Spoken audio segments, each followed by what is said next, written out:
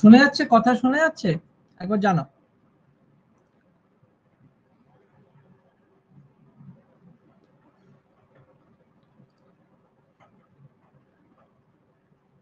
সবাই জয়েন হয়ে যাও, শুরু করছি। ভয়েস শোনা যাচ্ছে কিনা একবার জানো।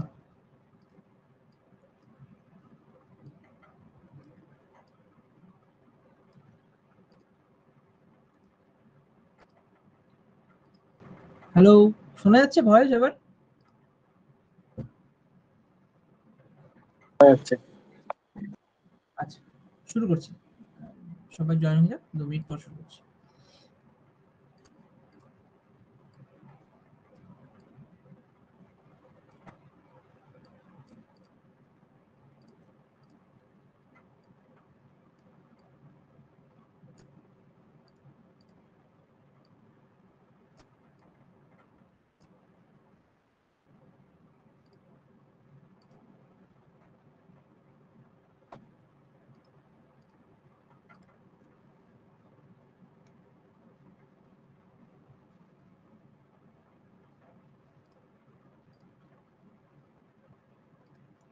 স্ক্রিন দেখা যাচ্ছে? একবার একটু জানো। দেখা যাচ্ছে স্যার। ঠিক আছে।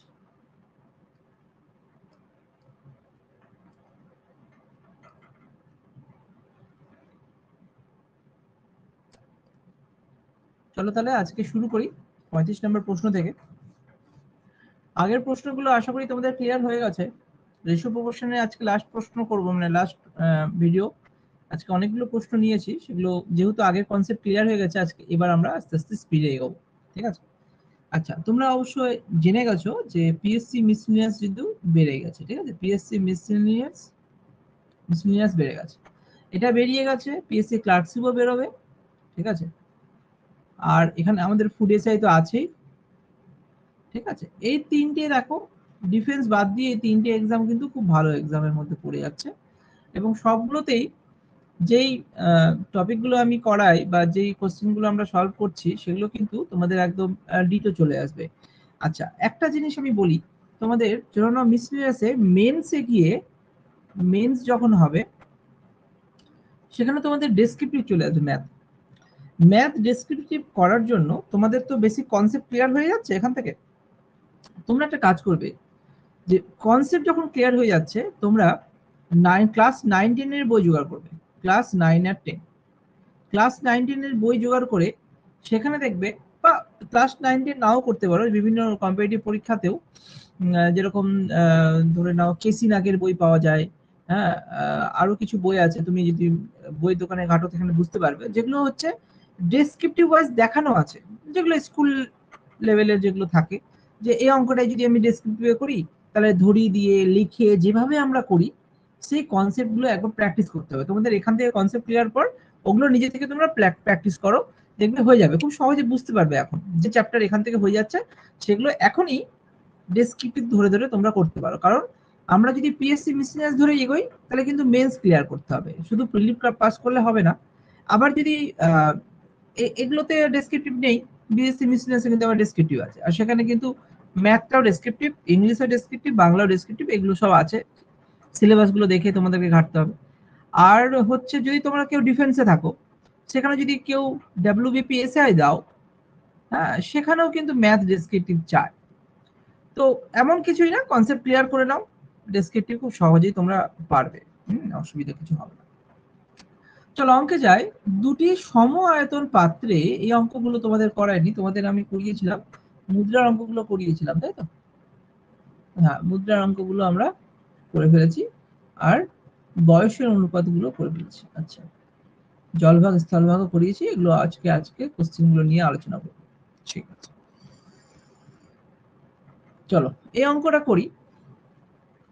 বলেছে একটি দোকান, এটা বলছি, এটা দেখো, বলেছে দুটি সম আয়তন পাত্র। এই যে এই জায়গাটা খুব ইম্পর্টেন্ট কথা, যে সম আয়তন, তাহলে আয়তনকে আমাকে সমান করতে হয়। পাত্রে 1/2 ও 1/3 অংশ দুধ ছিল, দুটি সমান আয়তন পাত্র। তার মানে এখানে বোঝা যাচ্ছে, এখানে তোমরা খুব সহজে বুঝতে পারছো, যদি মিক্সচার 1 থাকে একটি পাত্র, আরেকটা মিক্সচার 2 থাকে আরেকটি পাত্র, এখানে দুধের পরিমাণ কত? হাফ, 1/2 দুধ ছিল।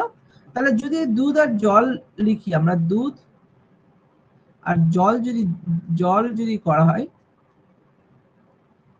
বা ছেড়ে দাও, মিল্ক এন্ড ওয়াটার যদি করা হয়, মিল্ক ইস টু ওয়াটার যদি ভাবা হয়, মিল্কের পরিমাণ হাফ আছে, তার মানে এটা 1:1, 2/1 মিল্ক, বোঝা গেল? মানে 2/1 আছে 2 ভাগের মধ্যে, টোটালের মধ্যে। ঠিক এখানে মিল্ক ইস টু ওয়াটার কত? 3/1 আছে, তাহলে মিল্ক 1 আর ওয়াটার কত হয়ে যাবে? 2 হয়ে যাবে, টোটাল 3। তো এই জায়গাটাতে প্রথম কাজ হচ্ছে আমাদের যে আমাকে সমআয়তন করতে হবে। সমআয়তন কিভাবে করব? এখানে যোগ করলে 1 আর 1 2 হয়, এখানে যোগ করলে 1 আর 2 3 হয়। তো সমআয়তন করতে গেলে একে 3 দিয়ে গুণ, একে 2 দিয়ে গুণ, তাহলে কি হয়ে গেল? 6 এখানেও হয়ে গেল, এখানেও 6 হয়ে গেল, তাহলে না সমআয়তন হলো। তো সমআয়তন আমরা করে ফেললাম প্রথমে। তো সমআয়তন করার জন্য এখানে 3 দিয়ে গুণ করছি, তাহলে এটাকেও 3 দিয়ে গুণ, আর এখানে 2 দিয়ে গুণ করছি, মানে এগুলোকেও 2 দিয়ে গুণ। তাহলে এখানে কত চলে আসবে? 3:3, আর এই অনুপাত আসলে 2:4, তাই তো? এবার হচ্ছে প্রত্যেক পাত্রের বাকি অংশ জল দিয়ে পূর্ণ করে অন্য পাত্রে ঢালা হলো। এই যে একই ব্যাপার, এত অংশ দুধ ছিল মানে বাকি অংশ জল, ওয়াটার। নতুন মিশ্রণে দুধ ও জলের অনুপাত কত হবে? তাহলে প্রথম কাজ কি? এবার মিক্সার 3 তে কি হবে? এবার যদি আমি ঢালি, তাহলে এমন কোনো ব্যাপার নেই, milk is to water, milk গুলো যোগ করে নাও, ওয়াটার যোগ করে নাও, অ্যান্সার তোমাদের রেডি।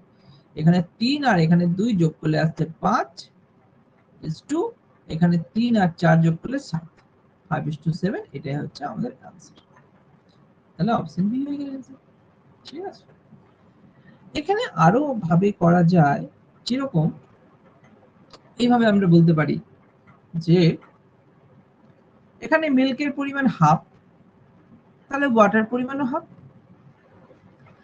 এই মিশ্রণে মিল্কের পরিমাণ 1/3, তাহলে ওয়াটারের পরিমাণ কত হবে? 2/3। তুমি মিক্সার 3 তে যোগ করতে পারো। আচ্ছা, আমি মনে হয় রেকর্ডটা অন করে নি, দাঁড়াও দেখি। না, রেকর্ডটা অন আছে।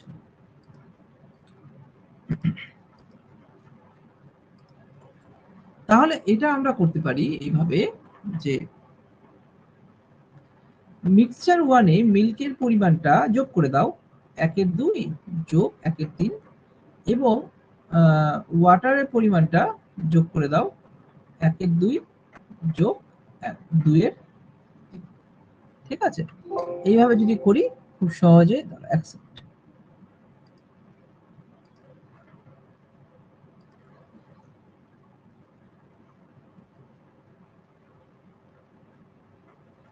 তাহলে এই দুটোকে যদি রেশিও করে যোগ করা হয়, তাও দেখবে যে এখানে যদি লসাগু করা হয় 6 আসছে, আর এখানে 5 যোগ করে এখানে যদি লসাগু করা হয় 6 আসছে, 3 প্লাস এখানে 4, 6 6 কেটে গেল, 5:7। ঠিক আছে, এইভাবে অ্যান্সারটা পারি। বলো, এটা বুঝতে পেরেছো তোমরা? তোমরা সকলে বুঝতে পেরেছো অঙ্কটা?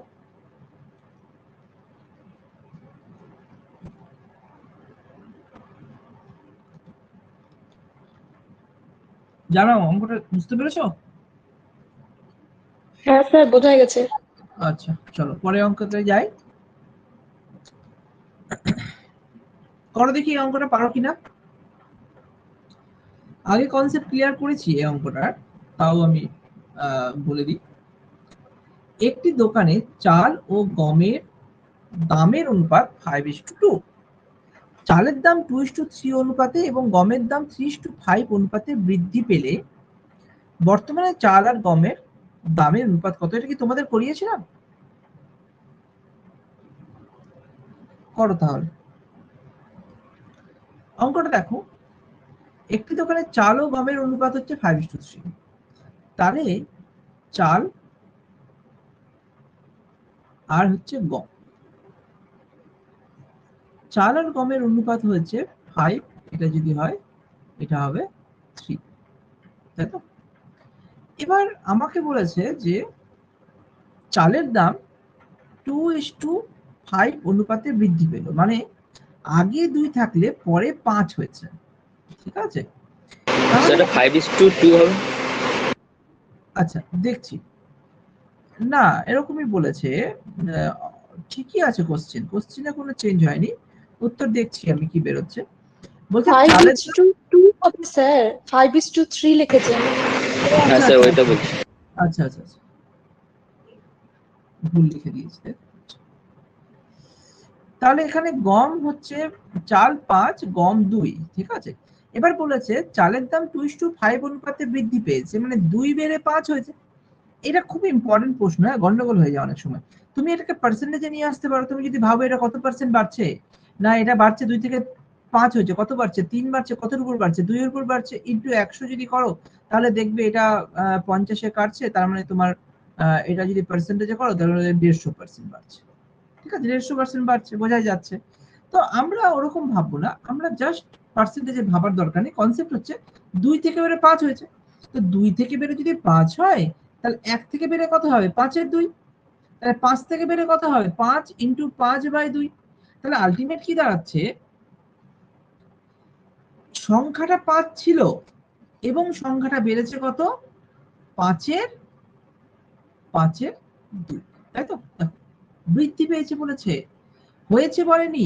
দেখো এই যে বৃদ্ধি কথাটা উল্লেখ আছে, 2 থেকে 5 বেড়েছে, বৃদ্ধি পেয়েছে। কেন আমি 5 যোগ করলাম এটা একটা বোঝার সুবিধার জন্য। ধরে নাও এটা 150% বেড়েছে, তাই না, 150% বাড়লো।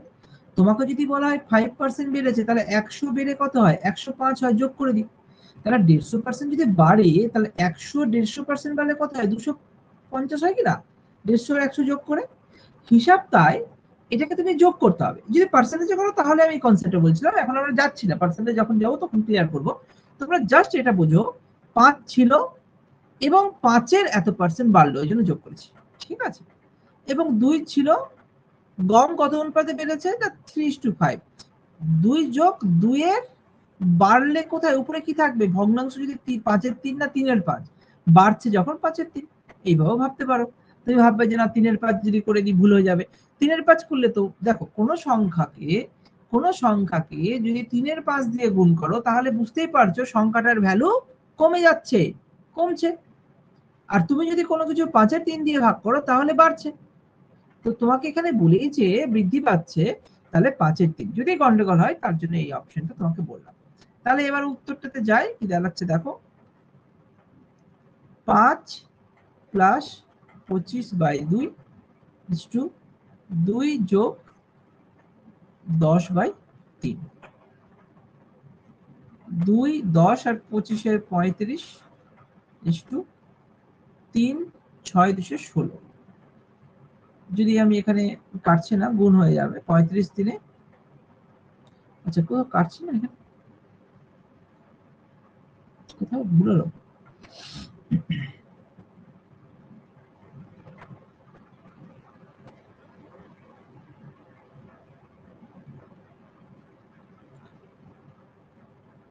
এই অঙ্কটা হয়তো কিছুটা আমি কনসেপ্টটা আলাদা হয়ে গেল। দেখি অঙ্কটা এরকম মনে আছে, 5 ইন্টু 5-এর 2, এক সেকেন্ড দাঁড়াও, ইস টু 2 ইন্টু 5-এর 3।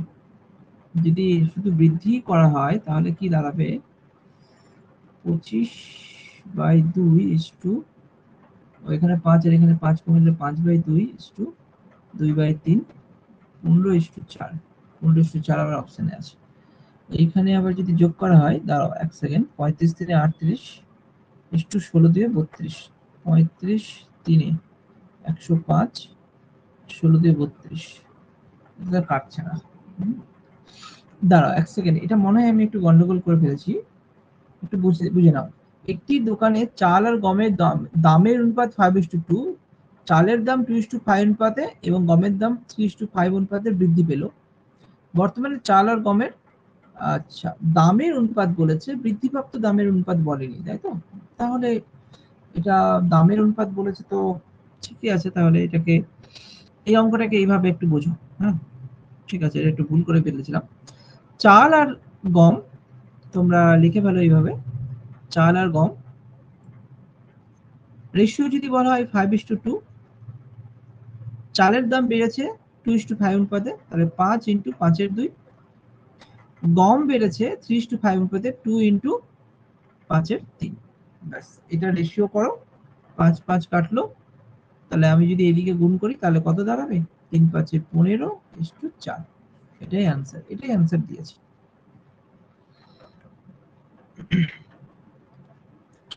আর একটা অঙ্ক ছিল কি, এই অঙ্কটা তোমাদের করিয়েছিলাম আগে একটা অঙ্ক।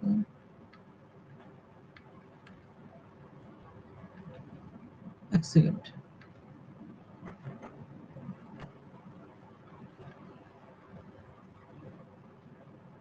আচ্ছা, এই যে অঙ্কটা করিয়েছিলাম,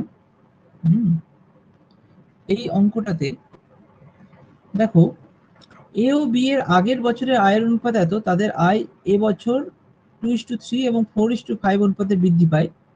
যদি এ বছর তাদের মোট আয় এত টাকা হয়, তবে এ বছর আয় কত? এটা তাহলে এই জায়গাটা কোথাও একটা হচ্ছিল না, তাহলে এই কনসেপ্টটা এরকম হয়ে যাবে,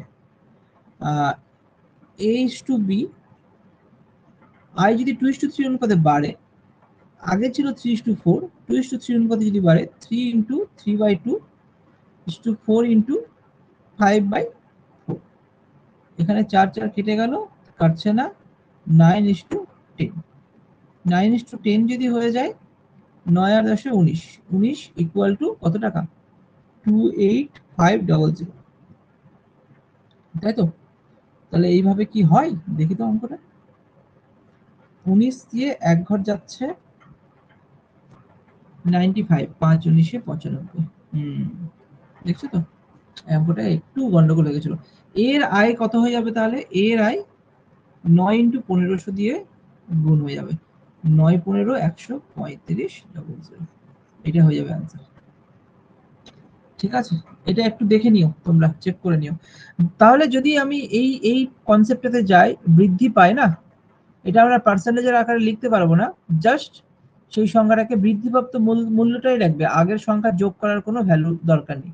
এই যে আমি যে ইয়েটা যোগ করে দিয়েছি, এটা করার দরকার নেই। ঠিক আছে, এটা একটু মাথায় রেখে দিও, তাহলে অ্যানসারটা মিলে যাবে। আর করেছিলাম এরকম ভাবে। হ্যাঁ, এইখানেও তাহলে একটু গন্ডগোল হয়ে গেছিল তোমাদের, এখানেও তাহলে এই পার্টটা করার দরকার নেই, এটা একটু শিখে নাও। আমি একটু ভুল করে দিয়েছি, সরি এক্সট্রিমলি, কিন্তু এই জায়গাটা কি বলেছে, বর্তমান চালের দাম 2/3 অনুপাতে বাড়ছে, তাহলে এখানে খরচের অনুপাত কত দিয়েছে? চাল ইস্টু গম।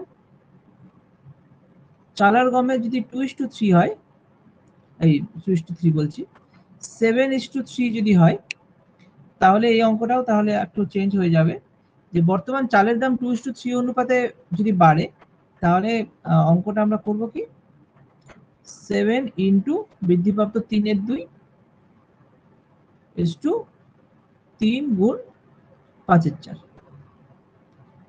উপরের 3 উপরের 3 কেটে গেল, আর কাটছে না, আর নিচের 2, এটাতে 2 আসছে, তার মানে 14:5। 14 আর 5 19 ইউনিট। তাহলে ওই পরিবারের চাল গমের জন্য খরচের অনুপাত কত হবে?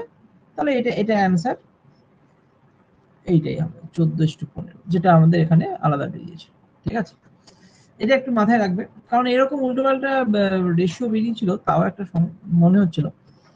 তো এইখানে এই যখন বৃদ্ধি বলবে না, যদি এখানে কোথাও বলে এরকম ভাবে বৃদ্ধি, যে এই অনুপাতে বৃদ্ধি পাচ্ছে, অনুপাতে বৃদ্ধি পাচ্ছে, তখন আমরা এইভাবেই অ্যান্সার গুলো করব। ঠিক আছে, মানে কেন আমার ভুলটা হয়েছে এখানে, তোমাকে পার্সেন্টেজে বলেনি 2 3 হয়ে যাচ্ছে পার্টলি, তাই তো? 2 3 হয়ে যাচ্ছে, 4 5 হয়ে যাচ্ছে, আমি আলাদা করে আরো একটা এক্সট্রা করে 1 ইউনিট যোগ করে দিয়েছি, এটাই গন্ডগোলটা হয়েছে।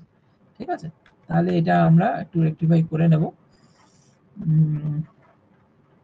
কত নম্বর অঙ্কটা যাচ্ছি? তাহলে এই অঙ্কটা একটু মাথায় রেখে দিও, যে যখনই বলবে এত অনুপাতে বৃদ্ধি পাচ্ছে, বা গমের দাম 3:5 অনুপাতে বৃদ্ধি পাচ্ছে, তখন আমরা এই ফরম্যাটটা অ্যাপ্লাই করব। ঠিক আছে, চলো পরের অঙ্ক। এটাও তাই আছে, এবার করে দেখো তো, অ্যানসারটা করে দেখাও। চলো, একই রকম, অনুপাতে বৃদ্ধি পায়, এই কনসেপ্টটা আছে। ঠিক আছে, অনুপাতে বৃদ্ধি পায় মানে, চলো এই অঙ্কটা করে বলো অ্যানসার কত বেরোচ্ছে। ভুলে গেছি।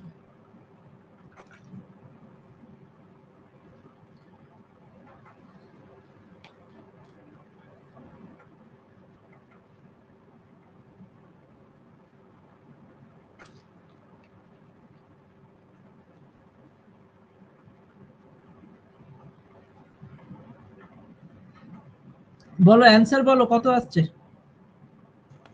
Sir option A. Option A. ঠিক আছে, এবার মিলে যাবে। তাহলে এ আর বি এর আগের বছরের আয়ের অনুপাত হচ্ছে 2:3, তাহলে A/B।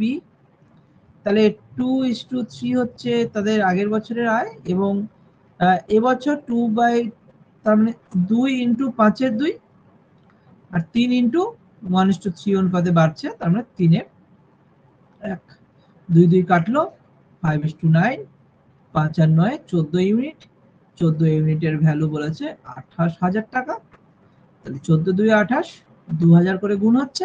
তো বি এর আয় কত? বি এর আয় 9, 9 দুগুণে 18, তাহলে ইন্টু 2000 যদি করা হয় 18,000 টাকা। অপশন এ হয়ে যাবে এটা। বলো, ক্লিয়ার হয়েছে? আশা করি ক্লিয়ার হয়ে গেছে।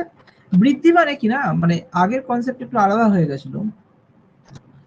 2 5 হয়ে যাচ্ছে, হ্যাঁ, মানে ব্যাস সিম্পল, আর কিছু বলেনি। 2 নিজেই 5 হয়ে যাচ্ছে, বেড়েই 5 হচ্ছে, সে নিজে 150% বেড়েছে, তাই না? কারণ এটা 150% বাড়ছে, 150% যখন বাড়ছে, 150% মানে কি, 150% মানে 150/100, 50 দিয়ে কাটলে 3/2 হয়, কিন্তু আমার রেশিও কিন্তু 2/5 আছে, তাই না? তো আমার 2 বেড়েই 5 করে দিয়েছে, তো আমাকে আলাদা করে আর ওই পোর্শনটা যোগ করে লাভ নেই। তো এটা একটু মাথায় রেখো, একটু আলাদা বলে ফেলেছিলাম তোমাদের, রেক্টিফাই করে দিলাম। চলো পরের অঙ্কে যাই। খুব ভালো অঙ্ক, আসে পরীক্ষায়, করো অঙ্কটা, চেষ্টা করো।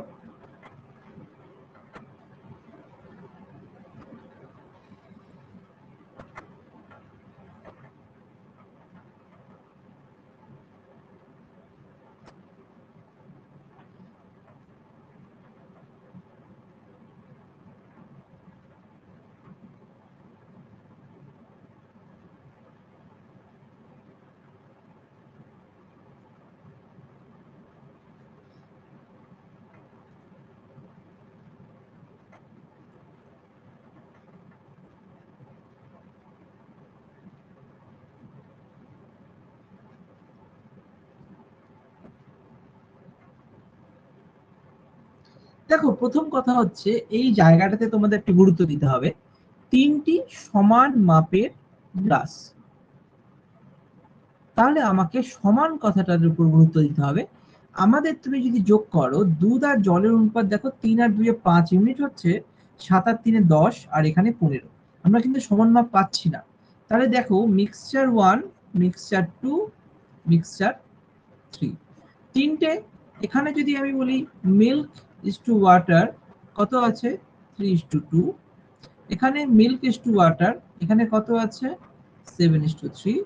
এখানে মিল্ক ইজ টু ওয়াটার, এখানে কত আছে? 11:4।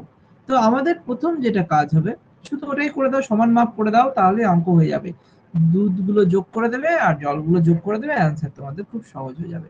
তাহলে এখানে প্রথম কথা হচ্ছে 5 ইউনিট যোগ করলে, এটা যোগ করলে 10 ইউনিট, এটা যোগ করলে আসছে 15 ইউনিট। তাহলে 15, 10, 5, তাদের লসও কত আসছে? 30। এটাকে 2 দিয়ে গুণ করো, এটাকে 3 দিয়ে, এটাকে 6 দিয়ে। তাহলে একেও 6 দিয়ে গুণ, একেও 6 দিয়ে গুণ, তাহলে কত আসছে? 5 3 6 18 ইস্টু 6 দিয়ে 12, তাহলে আমার আসছে 30 ইউনিট, তাই না? এখানেও দেখো, এটাকেও 3 দিয়ে গুণ, এটাকেও 3 দিয়ে গুণ, 3 7 21 ইস্টু 9, এটাও দেখো 30 আসছে, আসছে। আর এটাও 2 দিয়ে গুণ, এটাও 2 দিয়ে গুণ, তাহলে 11 দিয়ে 22 ইস্টু 6 এই 8, তাই তো? তাহলে যোগ করলে 30 আসছে, তাই তো? এবার আর কিছু করার দরকার নেই। এবার তুমি মিল্ক গুলো আলাদা করে যোগ করে দাও, আর ইস্টু ওয়াটার গুলো আলাদা করে যোগ করে দাও, ঠিক আছে? তাহলে 18 যোগ 21 যোগ 22 ইস্টু 12 যোগ 9 যোগ 8, যা আসবে সেটাই রেশিও হয়ে যাওয়ার কথা। তাও দেখি, 18 22 40 আর এখানে 61 ইস্টু 12 8 20 আর 9 12 29, 61 29, অপশন এ তে আছে অ্যান্সার। বলো, বুঝতে পেরেছো? মিল্ক আলাদা করলাম, ওয়াটার আলাদা করে দিলাম। সমান মাপের বলেছে বলে আমরা আগে প্রত্যেকটা গ্লাসকে সমান করে দিলাম। ঠিক আছে, আশা করি ক্লিয়ার হয়েছে। পরে আমরা যাই। এই অঙ্কটা দেখো, আগের অঙ্কটা দেখো, আগের অঙ্কটা সমান মাপের আছে, তার মানে আমি এটা বলতে পারি যে এটা যদি 1 ইউনিট হয়, এটাও 1 ইউনিট হবে, এটাও 1 ইউনিট হবে, কারণ তিনটে সমান মাপের আছে, তিনটে 1 ইউনিট করে নেওয়া হয়েছে, ওই জন্য আমরা তিনটেকে 30 ইউনিট করে ফেললাম।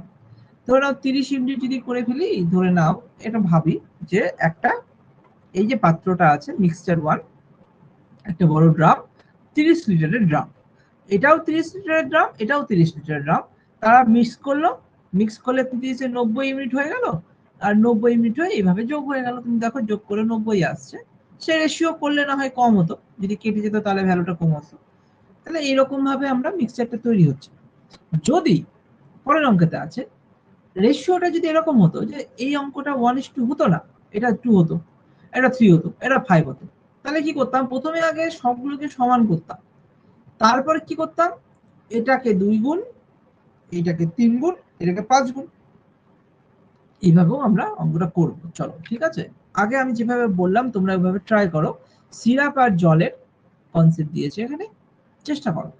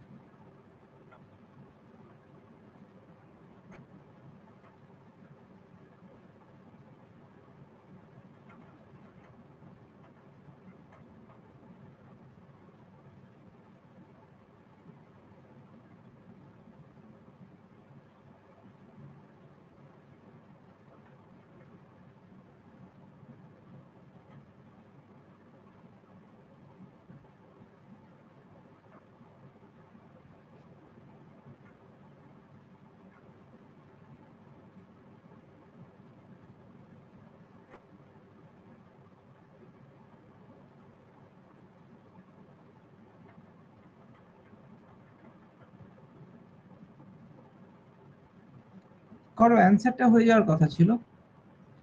মিক্সচার এ বি সি তিনটে গ্লাস দিয়েছে, তাহলে A is to B is to C, তিনটে আলাদা আলাদা করে রেশিও কত আছে, 1:2:3, তাই তো? চলো ঠিক আছে, এগুলো নিয়ে আমি এখন ভাবছি যে এটা পরের কাজ। প্রথমে আগে এদের অনুপাতগুলো দেখিনি। অনুপাতগুলো কি কি দিয়েছে, সিরাপ, অ্যালকোহল আর ওয়াটারের রেশিও, অ্যালকোহল আর ওয়াটারের রেশিও, অ্যালকোহল আর ওয়াটারের রেশিও। তো বলেছে প্রথমে 1:2, তারপরে বলেছে 2:3, তারপরে বলেছে 3:2। তো আমাকে যখন যোগ করলে 3 ইউনিট আসছে, এটা যোগ করলে 5 ইউনিট, এটা যোগ করলে 5 ইউনিট, তাহলে আমাদের লসাগু কত আসছে, 3 5 15, তাহলে এটাকে 5 দিয়ে গুণ, একে 3 দিয়ে গুণ, একে 3 দিয়ে গুণ, ঠিক আছে? তাহলে এক্ষেত্রে কত আসলো, তাহলে এটাকেও 5 দিয়ে গুণ, এটাকেও 5 দিয়ে গুণ, এটাকে 3 দিয়ে, এটাও 3, এখানে 3, তো এটাও 3, তাহলে কত হয়ে যাচ্ছে, 3 5 15, তার মানে এখানে 5:10, 15, এখানে 3 2 6 3 3 9 ইকুয়াল টু 15, এখানে 9:6 ইকুয়াল টু 15 হয়ে গেল। এটা হয়ে যাওয়ার পর মিশ্রণ তিনটি নতুন পাত্রে ঢালা হলো, তাতে সিরাপ, ও আচ্ছা, এদের অনুপাত বলেছে 1:2:3, তাহলে এই পোরশনটাকে আমাকে 1 দিয়ে গুণ করতে হবে, এটাকে 2 দিয়ে, এটাকে 3 দিয়ে। কেন 3 দিয়ে, তুমি ধরে নাও এ যে রেশিওটা আছে, যেখানে 15 ইউনিটেতে আছে, 1 ইউনিট 1:2:3, মানে এর পরিমাণ 1, বি এর পরিমাণ 2, বলতে পারি এ একবার ঢালা হলো, বি দুবার ঢালা হলো, আর সি 3 বার ঢালা হয়েছে একটা মিক্সচারে, একই অনুপাত, তাহলে ওই জন্য 3 দিয়ে গুণ করে দিচ্ছি। যদি 3 দিয়ে গুণ করি তাহলে আলটিমেট আমাদের কি হয়ে যায়, এটাকে 1 দিয়ে গুণ, এটাও 1 দিয়ে গুণ, তাহলে এখানে 5:10 থাকছে 15-তে, এখানে 2 দিয়ে গুণ, এটাও 2 দিয়ে গুণ, কেন 2 দিয়ে, না এটা 2 আছে তাই, তাই না? 6 দিয়ে 12:9 2 18, তাই তো? এটা 30 হয়ে গেল। আর এটা 3 দিয়ে, এটাও 3 দিয়ে, 3 9 27 3 6 18, এখানেও 45 হয়ে গেল। এবার তুমি তিনটে যোগ করে নাও, তাহলে অতএব অ্যালকোহল ওয়াটার অ্যালকোহলের পরিমাণ ওয়াটারের পরিমাণ রেশিও কত হচ্ছে 5 যোগ 12 যোগ 27 টু 10 যোগ 18 যোগ 18 রেশিও করো, দেখো অ্যান্সার বেরিয়ে যাবে। তাহলে এখানে যোগ করলে কত আসছে 17 27 14 4 1 4 44, তাই তো। আর এখানে কারণ 36 36 হয় মানে 46 আসছে। তো কাটো দেখো 22 23, তাই তো। তাহলে ইকুয়াল টু 22:23। কোথাও ভুল হলো?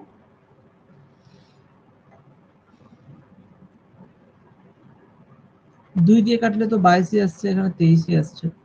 8 8 16, 8 2 36, 36 46। দেখে নিচ্ছি একবার অ্যান্সার কেন মিলবে না। এখানে 5 আর 10 এ 15 আসছে, যেহেতু 1:2:3। এখানে 12 18 তে 30, 5 আর 12 17 আর 27, 7 7 14, তাই তো আসছে। 22:23 হওয়ার কথা। হ্যাঁ, আর তো কাটবে না, এটাই অ্যান্সার। বইটা তোমরা দেখে নিও, সুবিধাস বই থেকে করানো হয়েছে। এটা সুবিধাস বই থেকে করাচ্ছে তোমাদের সবগুলো। এটা অ্যান্সার হয়তো 22:23 আসবে, অপশনের সঙ্গে মিলছে না, কোথাও গন্ডগোল হয়েছে। কনসেপ্টটা আমি বুঝিয়ে দিলাম যে এইরকম ভাবে কনসেপ্টটাকে করতে হবে। হ্যাঁ, না হলে এটার আরো একটা উপায় আছে, দেখি তো যদি এইভাবে না হয় আরো একটা উপায় আছে, সেই উপায়টাও একটু দেখি। সেটা হচ্ছে ধরে নাও তোমরা এরকম ভাবে করতে পারো। এইখানে সিরাপের পরিমাণ কি আছে, অ্যালকোহলের পরিমাণ 1/3 আছে, এটা কত গুণ আছে সেটা 1 গুণ আছে, তাই না। যোগ, এটা করলেও তো একই ব্যাপারই আসছে, মানে এইখানে অ্যালকোহলের পরিমাণ তুমি সিরাপের পরিমাণ বার করবে 1/3, মানে 1/3, এখানে 2 এর 5, এখানে 3 এর 5, আর এগুলোকে 1 2 3 এগুলো দিয়ে গুণ করবে, আলটিমেট তাই আসছে হিসাবে। একটু চেক করে দেখো, এটা অ্যান্সার 22-23 আসছে, তোমরা একটু জানাবে যদি আলাদা কিছু বেরোয়, বা বইয়ে যদি বইয়ে মনে 22-23 আছে। হ্যাঁ, যোগ করে তো আলাদা বেরোলো না। 44 36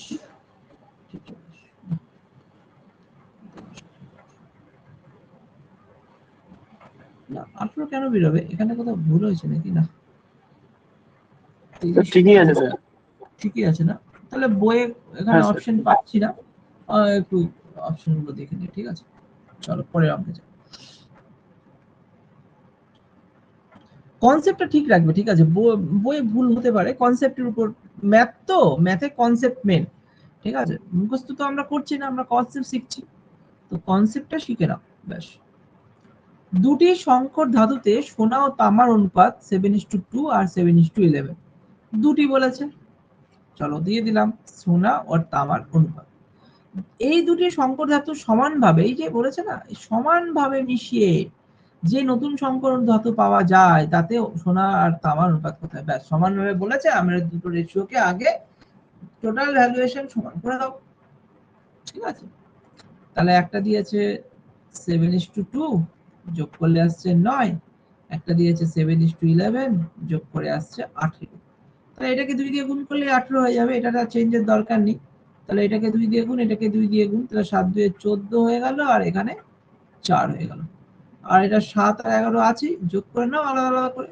7 14 21 15, 3 দিয়ে কাটবে, 3 7 21, 3 5 15, 7:5 অ্যান্সার। বলো ক্লিয়ার হয়েছে? পরীক্ষায় এত এডিউরে করতে হবে, যখন কনসেপ্টটা ক্লিয়ার হয়ে যাবে ওইভাবে লেখা যাবে না বারবার সোনা তারপরে তামা এরকম লেখা যাবে না, ঠিক আছে। ওইভাবে লিখে তারপরে প্রত্যেকটাকে ধরে অত কিছু করা যাবে না, যখন স্পিডে করবে তখন এইরকম অ্যাপ্রোচ অ্যাপ্লাই করতে হবে তোমাদের, ঠিক আছে। চল পরের অঙ্কে যাই। এই অঙ্কটা তোমাদের দেখিয়েছিলাম, এই অঙ্কটা এই সেম ডেটা দিয়েই অঙ্কটা আসে। হ্যাঁ, একদম ইম্পর্টেন্ট, খুবই ইম্পর্টেন্ট, সেম ডেটা বলেছে। সমগ্র পৃথিবীতে জল ও স্থলের পরিমাণের অনুপাত 1:3, এবং দক্ষিণ গোলার্ধে তা 1:9। উত্তর গোলার্ধে জল স্তরের অনুপাত কত? তো আমি বলেছিলাম এটাকে যদি আমি পৃথিবী ড্র করি, হাফ করে দাও, উত্তর দক্ষিণ, উপরে হলো উত্তর, নিচে দক্ষিণ। উত্তর গোলার্ধে সমগ্র পৃথিবীর জল স্থল হচ্ছে 1:3 জল স্থল, জল স্থল। সমগ্র পৃথিবীতে বলেছে দক্ষিণ গোলার্ধে 1:9 বলেছে জল স্থল 1:9। এটা তোমাদের শিখিয়েছিলাম, প্র্যাকটিস করবে আগের অঙ্কগুলো, না হলে ভুলে যাবে। উত্তর গোলার্ধে চেয়েছে, হ্যাঁ এখানে চেয়েছে। তো আমি বললাম এখানে এখানে যদি 10 ইউনিট হচ্ছে যখন যোগ করে 9 আর 1 যোগ করে 10, তাহলে এটাও নিশ্চয়ই 10 হবে। 10 আর 2 কত হবে? 20। তাহলে এইটার যা এটাকে টোটাল 20 করতে হবে। এটা আছে কত? 4। তাহলে এটাকে 5 দিয়ে গুণ করতে হবে 20 করার জন্য। আগের অঙ্ক যখন করেছিলাম না, এটা কত সহজেই মিলে গেল না 20। আগের অঙ্ক যখন করেছিলাম, এটা পরীক্ষায় আসে অঙ্কটা, ওই অঙ্কটা পরীক্ষা আসে না, কনসেপ্টটা আরো কঠিন মনে হয়েছিল, কারণ এটাকে যোগ করেও আমি এটাকে মেলাতে পারিনি। এখানে মিলে যায় খুব সহজেই, আর এটাই আসে পরীক্ষায়। মেলাতে পারিনি বলে ওটাকে আরো ডিফিকাল্ট হয়েছিল, ওখানে অনেক কিছু শিখিয়ে দিয়েছিলাম। 10 আর 10 যোগ করে টোটাল পৃথিবীটা পেলাম, তার জন্য টোটাল পৃথিবীর রেশিও 20 বাড়াতে হবে। তাহলে কত আসবে? এটাকে 5 দিয়ে গুণ করছি, তার মানে এটাকে 5 দিয়ে গুণ করে 5, আর এটা 3 × 5 = 15, তাই না? এবার তুমি করে নাও, এখানে 10 এখানে 10, তাহলে এখানে টোটাল হচ্ছে 20। তাহলে 20 ভাগ, জলের 5 ভাগের থেকে 1 ভাগ বেরিয়ে গেলে 4, আর স্থলের 15 ভাগের থেকে 9 ভাগ বেরিয়ে গেলে 6। তাহলে অ্যান্সার 2:3। বলো এটা হয়েছে? জানাও অঙ্কটা হয়েছে কিনা।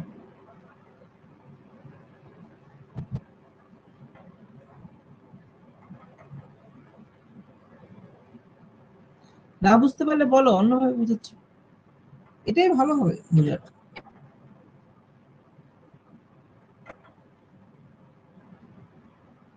চলো পরে আমি যাই।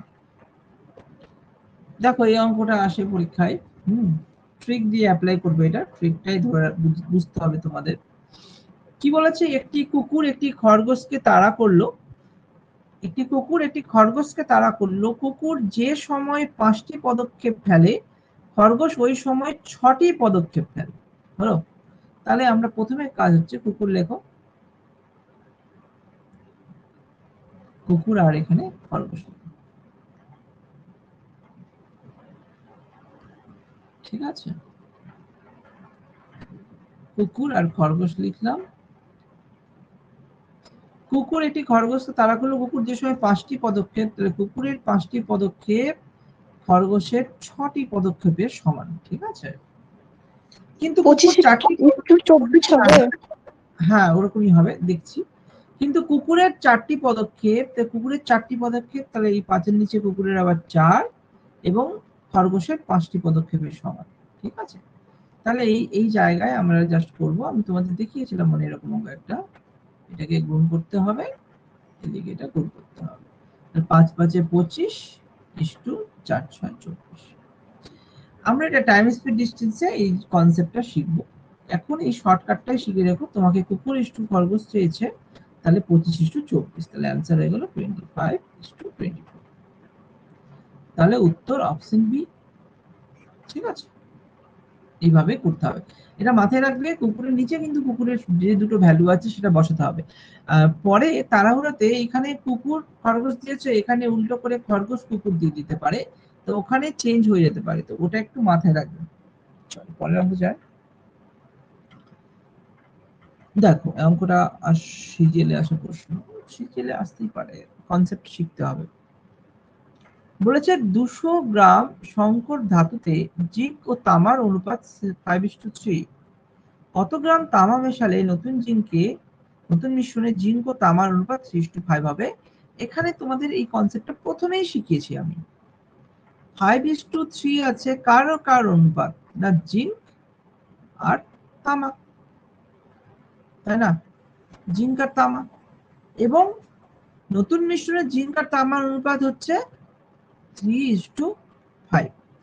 মেন যেটা কাজ হচ্ছে এখানে দেখো যে কি মেশাতে হবে, কত গ্রাম তামা মেশাচ্ছে, এখানে তামা মেশাচ্ছে, তার মানে জিঙ্ক কিন্তু মেশাচ্ছে না, জিঙ্ক ফিক্সড আছে, তাহলে জিঙ্ক কিন্তু ফিক্সড আছে, এখানে কিছু যা ছিল আগে তাও পরেও আছে, কিন্তু এখানে তো চেঞ্জ হয়ে যাচ্ছে, তো আমাকে জিঙ্কটাকে ইকুয়াল করতে হবে, বুঝতে পেরেছো তো?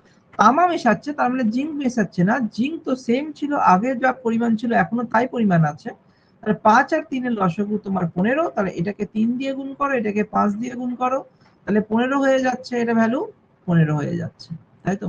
কিন্তু এইখানে যখন তুমি 3 দিয়ে করছো তো এটাকেও 3 দিয়ে, এটাকে 5 দিয়ে, মানে এটাকে 5 দিয়ে, তাহলে 3 3 এ 9, এখানে তো 15 আসছে, এটাও 15 আসছে, এটা নিয়ে কোনো চাপ নেই, কিন্তু 3 3 এ 9 আর 5 5 এ 25।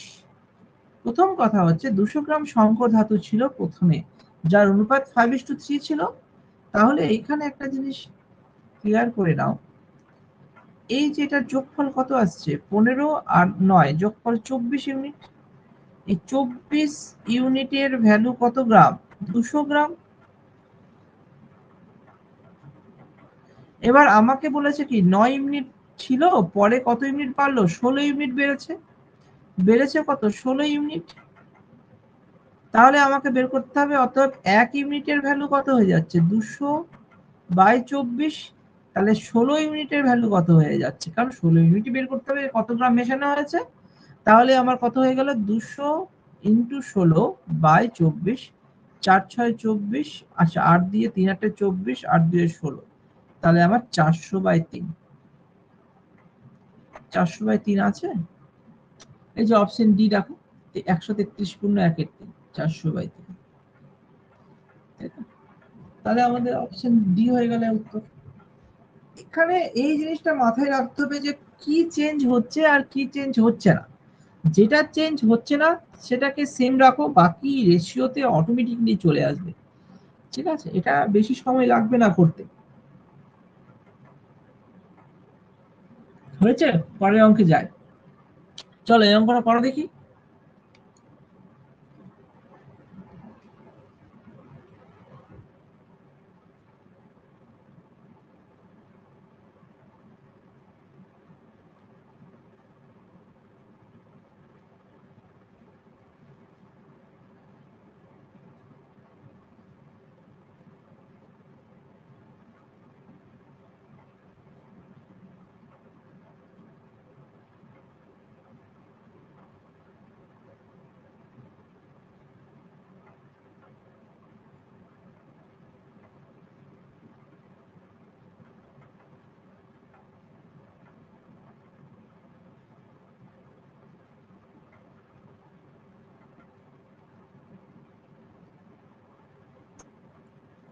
দেখো, একটি বাস একটি অটোর গতিবেগের অনুপাত 9:5, অটোটি 5 ঘন্টায় 75 কিলোমিটার গেলে বাসটি 4 ঘন্টায় কত, ও এটা তো টাইম স্পিড ডিস্টেন্সের অঙ্ক দিয়ে দিয়েছে, কিন্তু রেশিও প্রপোর্শন ধরে করা যায় যেহেতু,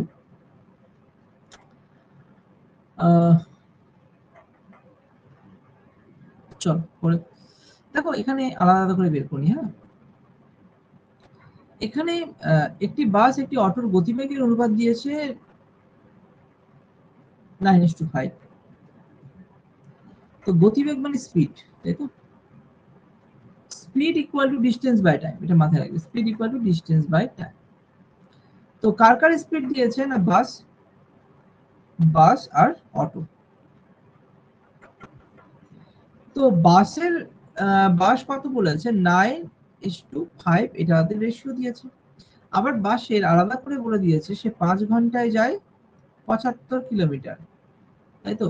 তাহলে আমি স্পিড, বাসের স্পিড বের করতে যদি যাই, স্পিড, স্পিড অফ বাস, তাহলে ডিস্টেন্স কত, 75, আর কি কত, টাইম হচ্ছে 5, 5 5 15 75, তাহলে এখানে তোমাদের কনসেপ্ট অনুযায়ী স্পিড এখানে স্টুতে দিয়েছিল, 9:2 দিয়ে দিয়েছিল, আর হিসাব অনুযায়ী 5 কে করলে কত আসছে, 5 একে 5 25 5, আচ্ছা স্পিড আছে 15 কিলোমিটার পার আওয়ার, তাহলে আমাকে মাথায় রাখতে হবে 9 ইউনিট, ইউনিটের ভ্যালু হচ্ছে কত, 15 কিলোমিটার পার আওয়ার,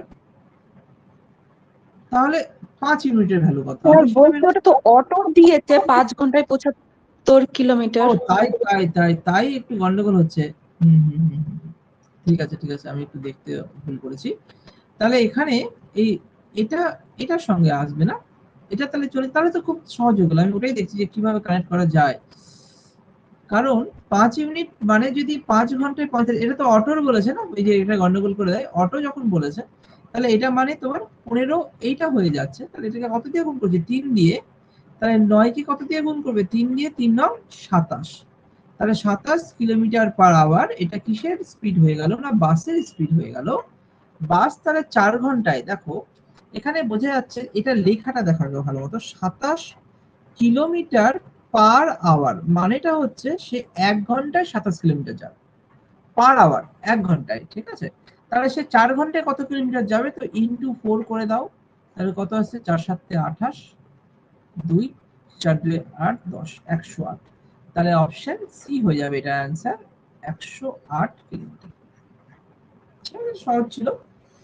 শুধু এখানে বুঝতে হবে তোমাকে যে speed equal to distance by time, যখন টাইম স্পিড ডিসটেন্স করবো তখন এই জিনিসগুলো আর কি। ঠিক আছে, চলো এই অঙ্কটা করো দেখি।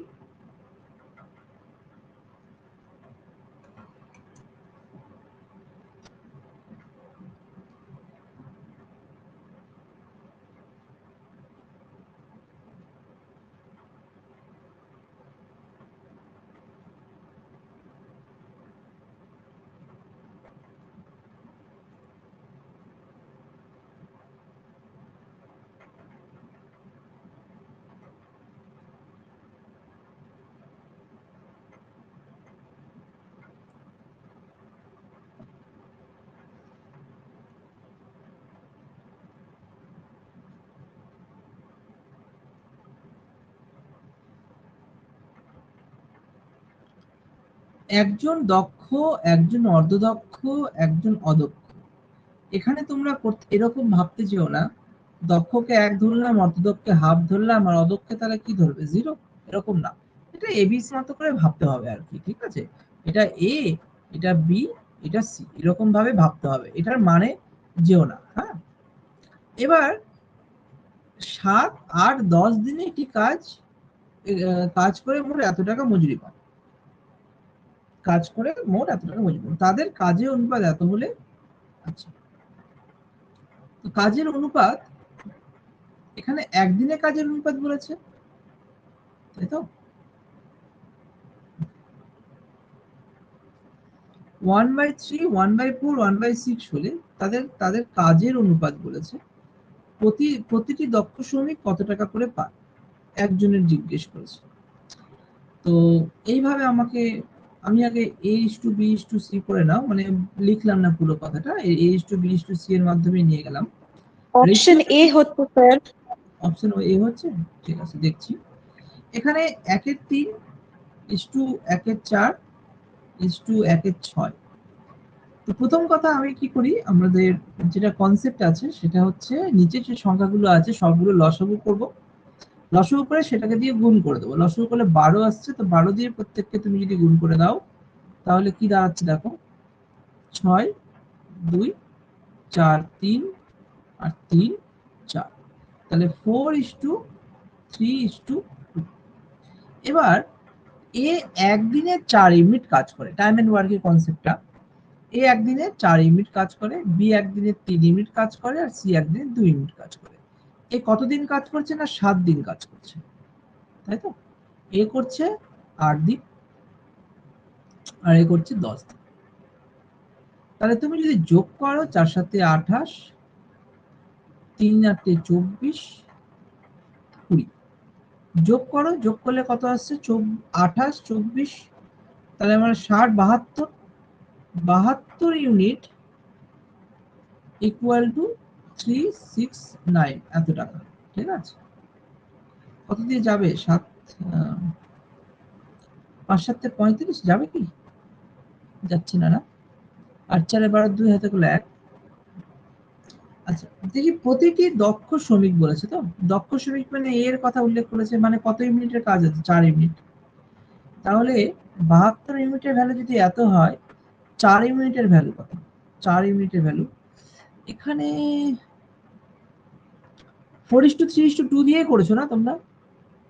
এটাকে হ্যাঁ দিয়েই স্যার, তো 4:3:2 হবে, এগুলো কারণ ইনটু করতে হবে না। 4-5-9 ইউনিট করে করেছে, কিন্তু এখানে কি না এই কথাটা একটু কেমন বলে দিয়েছে, তাদের কাজের অনুপাত যদি বলে দেয় এইটা, তাহলে দিন কেন উল্লেখ করেছে সেটা একটা এখানে কোথাও বাংলাতে কিনা একটু চেঞ্জ হয়ে যায় কথাগুলো। যাই হোক, এইখানে কারণ এটা মিলছে না, কোনোভাবে এটা কাটছে না, তুমি 9 ইউনিট ইকুয়াল টুই ধরে করতে হবে, না হলে মিলছে না। 36 আর 9, 4 নং 36, 41, তাহলে প্রত্যেকটাকে 41 দিয়ে গুণ করে দাও, এটাকে 41 দিয়ে গুণ করলে আসছে 4 4 16, 61। হ্যাঁ, এটাই হয়ে যাবে। এরকম একটা অঙ্ক আমরা ফার্স্টের দিকে করেছিলাম রেশিও প্রপোর্শনের, কিন্তু এখানে এই আলাদাভাবে এই পার্টটাকে উল্লেখ করেনি। তাদের কাজের অনুপাত বলে দিয়েছে। আচ্ছা আচ্ছা, কাজের অনুপাত যখন তোমাদের ওদের বলে দিয়েছে, টোটাল কাজের অনুপাতই বলে দিয়েছে, একদিনের বলেনি। ঠিক আছে, তাহলে টোটাল কাজই ভেবে নিতে হবে আমাদের, প্রত্যেক দিন হিসাবে ভাবলে কিন্তু অ্যান্সার বেরোচ্ছে না। এটা একটু মাথায় রাখবে। কিছু কথার চেঞ্জেস হয়, কথাগুলো একটু ঠিকঠাক বুঝতে হবে। চলো এই অঙ্কটা করো, এই অঙ্কটা পরীক্ষায় আসছে এরকম অঙ্ক, ত্রিভুজের, চতুর্ভুজের। হ্যাঁ,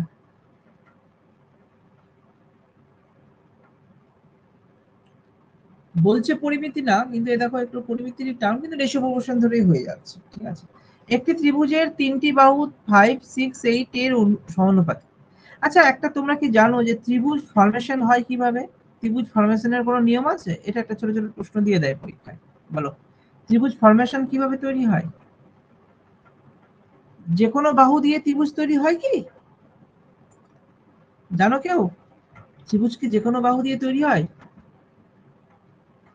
ত্রিভুজের ফরমেশনের নিয়ম হচ্ছে যে কোনো দুটো বাহুর দৈর্ঘ্য অপর বাহু থেকে বড় হতেই হবে। হ্যাঁ, বড় হতেই হবে, সমান হলেও হবে না, বড়ই হতে হবে।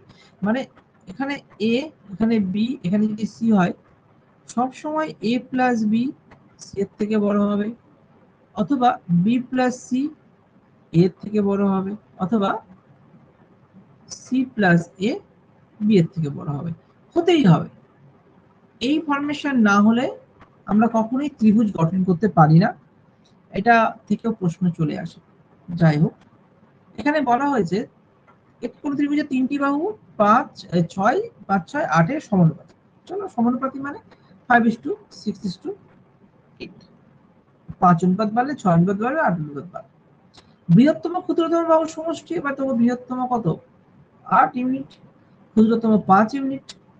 এগুলো এক্স ধরে নাও, কারণ কি অনেক সময় এই সমষ্টি জায়গায় বর্গের সমষ্টি বলে দেয়, তো 5 8 এরকম গুণ করা যায় না, বা গুণফল বলে দিতে পারে সমষ্টির জায়গায়। ঠিক আছে, তাহলে এই ক্ষেত্রে 18 তোমরা, হবে। হ্যাঁ এটা সহজ আছে, 5x, 6x আর 8x ধরে নাও, 5 আর 8 এ 13, 13x সমান সমান 39, মানে x এর ভ্যালু হয়ে গেল 3। x এর ভ্যালু যখন 3 হয়ে গেল, তাহলে আমার এখানে চেয়েছে কি মধ্যবাহুর দৈর্ঘ্য কত? 6x, 3 6 18, অপশন সি হয়ে গেল এটা উত্তর। তাই তো, 6 × 3, x এর ভ্যালু 3 বেরিয়েছে। চলো, আচ্ছা এখানে দুটো 4টা অঙ্ক আছে, এক সেকেন্ড একটু হোল্ড করো, সাজিয়ে নিই। এই অঙ্কটা আমি নিয়ে ফেলেছি, অঙ্কটা কিন্তু ভুল আছে, এটা করবো না, অঙ্কটা নিয়ে ফেলেছি, কোশ্চেনটা ভুল আছে। হ্যাঁ, এই কিছু কিছু অঙ্ক আছে আজকে, এটা শিখতে হবে, এটা পরীক্ষায় আসে। এই কোশ্চেনটা 48 নাম্বার, ভাগ করে দিয়ে প্রত্যেকটা এটা তোমাদের করিয়েছিলাম, তাও একবার দেখে নেব। দাঁড়াও, কয়েকটা করে নি।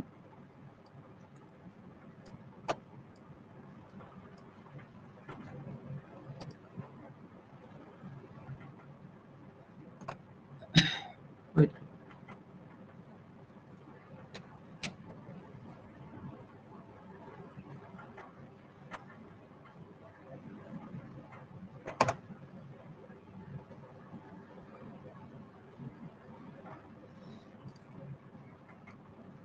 এখানে একটা কঠিন কোশ্চেন আছে, আগে ওটা করিয়ে দিচ্ছি। হ্যাঁ, কারণ ওইটা বেশি, আমি যেটা যেটা ইম্পর্টেন্ট আছে আমি সেগুলোই করে দিচ্ছি, আমি নিয়ে নিয়েছি সবগুলোই।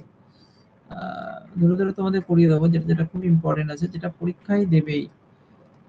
পিএসসি মিসলিনিয়াস কিন্তু অত সহজ ভাবে নেবে না, হ্যাঁ, এটা কিন্তু কোশ্চেন, কোয়ালিটি কোশ্চেন আসবে, মাথায় রাখবে। মানে আমাকে সুবিধাসটা শেষ করতেই হবে, যদি তোমরা যদি বলো যে না পিএসসি মিসলিনিয়াস পড়তে হবে বা ডাব্লিউবিসিএস মেন্স কোয়ালিফাই করতে হবে, তাহলে আগে তোমাদের এই যে এই অঙ্কটা 49 নাম্বার কোশ্চেনের আর 50 নাম্বার আমার এই সেটের, এই অঙ্কটা খুব ইম্পর্টেন্ট অঙ্ক। চলো আজকে শেষ করবো এই কটা যেটা আছে, আর যতটা সময় লাগে লাগবে, কারণ একটা দিন করানো হয়নি।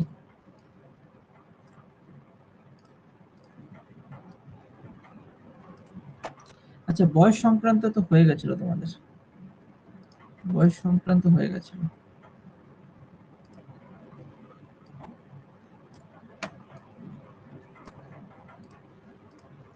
বেশ, এই কটা।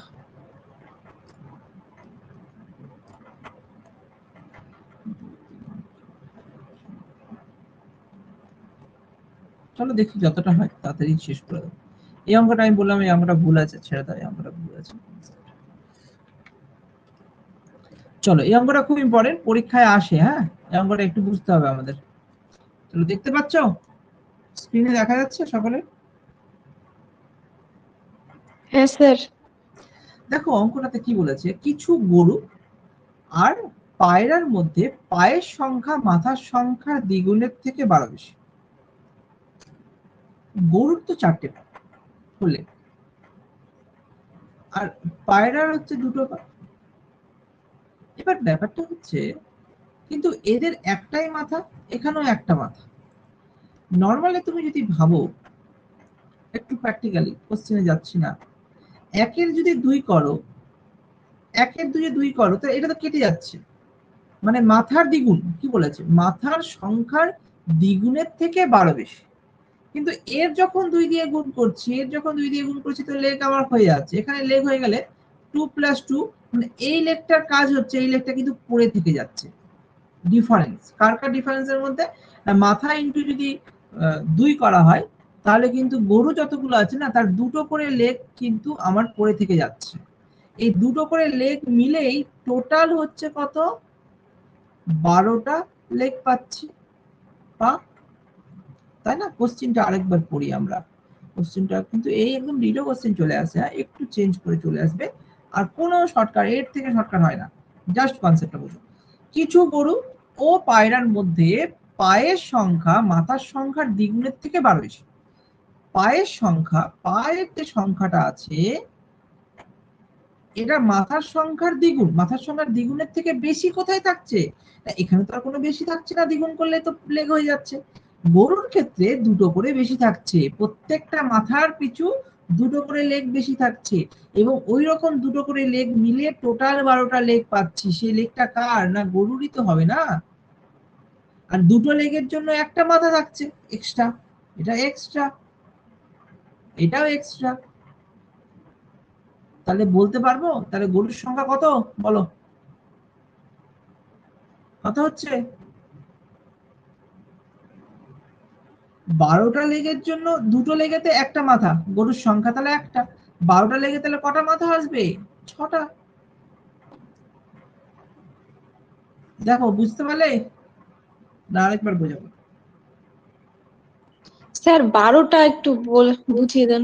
12টা মানে দেখো, একটা গরুর জন্য আমি যদি একটা গরু হিসেবে ভাবি, একটা মাথার দ্বিগুণ যখন করব, 4টা পা থেকে ধরো 2টো পা বের করে দিলাম, দ্বিগুণে 2টো পা চলে গেল, আরো 2টো পা পড়ে থাকলো না। পায়রার ক্ষেত্রে কি হচ্ছে, পায়রার পা দ্বিগুণ, তো এখানে তো এক্সট্রা কোনো পা পড়ে থাকছে না, গরুরই তো এক্সট্রা পা পড়ে থাকছে। কটা করে পা হচ্ছে, একটা মাথা, একটা গরুর জন্য 2টো করে পা এক্সট্রা থাকছে, টোটাল 12টা পা এক্সট্রা পড়ে আছে। তাহলে কতগুলো গরু হবে? এক্সট্রা করে 2টো করে পা পড়ে থাকছে না, সেটা নিয়েই না 12টা পা হচ্ছে। কেমন এক্সট্রা থাকছে, আমি ইকুয়েশনে যাচ্ছি না, এটাকে এইভাবেই সলভ করতে হবে তোমাদের। মাথার সংখ্যা দ্বিগুণ থেকে 12 বেশি, কি না পায়ের সংখ্যা। মাথার সংখ্যা যদি বলো, বুঝতে পেরেছো কি এটা? 12টা মানে 12কে 2 দিয়ে ভাগ করে দাও, অ্যান্সার হয়ে গেল। এরকম যদি কোনো কোশ্চেন থাকে তাকে 2 দিয়ে ভাগ করে দেবে, এরকমই হয় ডাইরেক্টলি অঙ্ক।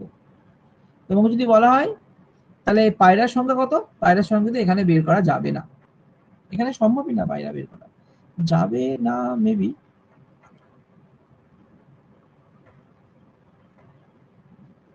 6টা গরু হলে মাথা তাহলে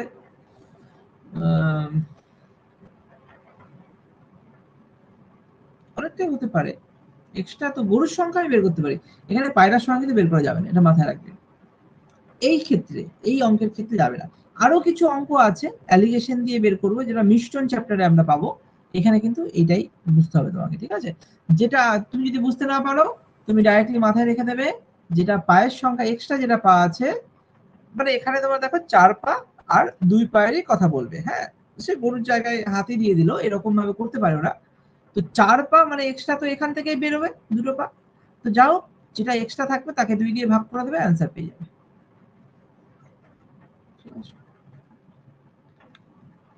চলো এবার আমরা পারবে, এত টাকা এতের মধ্যে ভাগ করে যদি তারা প্রত্যেকে 5 টাকা কম পেত। দেখো এই অঙ্কটা আমি আর যাচ্ছি না, টাইম নষ্ট করছি না, এটা তোমরা পারবে, ঠিক আছে?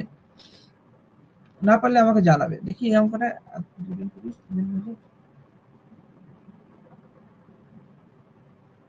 দেখো, এটা আমি একটু বুঝিয়ে দিই তোমাদের, আমি করে দিচ্ছি তাড়াতাড়ি করে। তো এখানে পুরুষ ম্যান, মহিলা ওম্যান আর বালক বয়, তিনটে রেশিও। এখানে পুরুষ কটা বলেছে 2 ম্যান, মহিলা বলেছে 3 ওম্যান আর 5 বয়, মিলে টাকা পাচ্ছে 34,000 টাকা। আর এদের ইন্ডিভিজুয়াল রেশিও কত বলেছে, যে একজন পুরুষ ও একজন মহিলা ও একজন বালকের প্রাপ্ত অর্থের অনুপাত 3:2:1, 3:2:1। তাহলে দুজন পুরুষের কত হবে, ইন্টু 2 ইন্টু 3 ইন্টু 5, তো রেশিও গুলো যোগ করলে আসবে 6, এটাও 6 আর এটা 5, যোগ করলে আসছে 6 6 12 5 17 ইউনিট। 17 ইউনিটের ভ্যালু যদি 34,000 হয়, 34,000 হয়, 17 দুগুণে 34 ইন্টু 2000, তাহলে আমরা বলেছে একজন পুরুষের ইউনিট কত, 3 ইউনিট, একজন পুরুষ কিন্তু 3, দুজন পুরুষ 6, তাহলে এর উত্তর কত হবে, এটাকে 2000 দিয়ে গুণ, 3 2 6, অ্যান্সার আশা করি তোমরা পেয়ে যাবে। এটা তোমরা পারবে, এটা আমি করিয়েছি, কনসেপ্ট তোমাদের ক্লিয়ার করা আছে। এই অঙ্কটা করো তো, করে বলো অ্যান্সার কত আসছে। প্রত্যেকে একই পরিমাণ আছে, এটা মাথায় রাখবে। আমি কি বলেছিলাম, প্রত্যেকে একই পরিমাণ থাকলে আমি তাদের নিজেদের মধ্যে ডিফারেন্স গুলো ইকুয়াল করব, করে দিই নাকি। A is to B, A R B এর মাসিক আয় মাসিক ব্যয়ের অনুপাত আয়, তাদের দুজনের আয়ের অনুপাত কত, 3:2,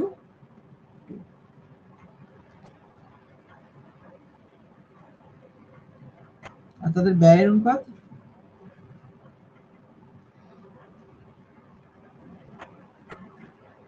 5:3। তাহলে এখানে প্রথম কথা হচ্ছে এদের ডিফারেন্স 1, ডিফারেন্স 2, এটাকে 1 দিয়ে গুণ করো, এটাকে 2 দিয়ে গুণ করো, তাহলে কত আসছে, কারণ তুমি তো 3 থেকে তো 5 কেউ বিয়োগ করতে পারবে না, না 3 টাকা ইনকাম করে 5 টাকা বিয়োগ, 5 টাকা খরচ কিভাবে করবে না। তাহলে এই ইউনিটের চেঞ্জেস আছে, দেখো 3 আর 2 এর ডিফারেন্স 1 আর এটা ডিফারেন্স 2, তাহলে সমান করে দাও, তাহলে এখানে 2 দিয়ে গুণ, এটাকেও 2 দিয়ে গুণ, তাহলে কত আসলো, এটা 6 হয়ে গেল, এটা 5ই আছে, এটা 4 হয়ে গেল, এটা 3ই আছে। এবার দেখো উভয় ক্ষেত্রে কি বলেছে, এটা আয় আর ব্যয়ের মাঝখানে কি হবে, সঞ্চয়, কত কমছে, -1 ইউনিট, 1 ইউনিটের ভ্যালু কত কমছে, 1000 টাকা, এখানেও তাই, -1 ইউনিট, 1 ইউনিটের ভ্যালু কত, 1000 টাকা, এটাই তো সঞ্চয়, এটাই সঞ্চয়। বলেছে বি এর মাসিক আয় কত, কত হবে, 4 কে তুমি 1000 দিয়ে গুণ করে দাও, 4000, 1 ইউনিট মানে 1000, 4 ইউনিট মানে 4000, এক মাসে তাহলে বি 4000 টাকা ইনকাম করে। উত্তর অপশন ডি। একটু মাথায় রাখবে এই অঙ্কটা, যে আমি এরকম কনসেপ্ট তোমাদের শিখিয়েছি, এবং এই অঙ্কের উপর ডিপেন্ড করে